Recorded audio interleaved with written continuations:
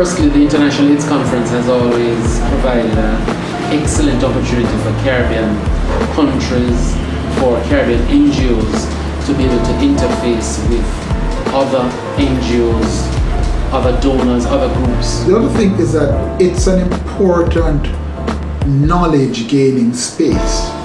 By that I mean a lot of new information is provided at the International AIDS Conference around the issues that we're working with, and so participating in these and going in the conference and going in these sessions allow you to leave with a better sense of how you can respond to the issues around the epidemic in your own space.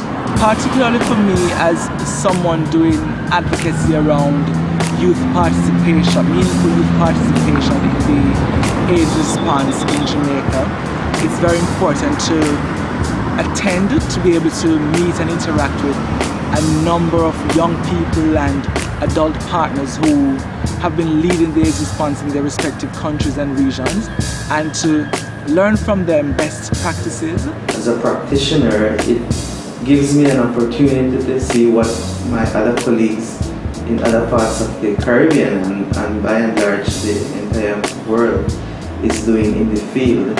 As someone who is a part of the community that is most affected by HIV and AIDS, I think it is also critical that persons who are a part of the grassroots, that the conference is most important to someone like that, so that there is a better buy-in into the work that is being done in the area of HIV and AIDS.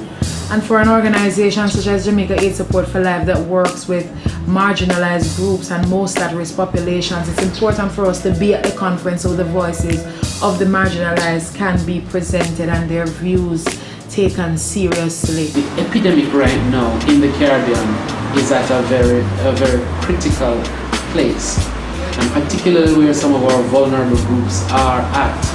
If we do not bring as much international scrutiny to bear on the situation in the Caribbean, we will continue to be in problems. What saddens me about an international conference like that is the lack of representation from the Caribbean, particularly.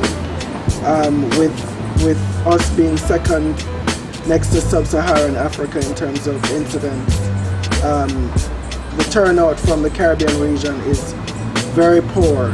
At the last AIDS conference, there were only about 20 young people from the entire Caribbean region, and this is a conference of about 20,000 persons. That's less than a percentage of the entire population of persons attending the AIDS conference. And so each year we have gone full out to get more and more Caribbean participation in the conference. So all in all, we're looking forward to Washington to see what's new, what's happening, and also to share some of what is happening here in Jamaica and what we see are some of the trends here.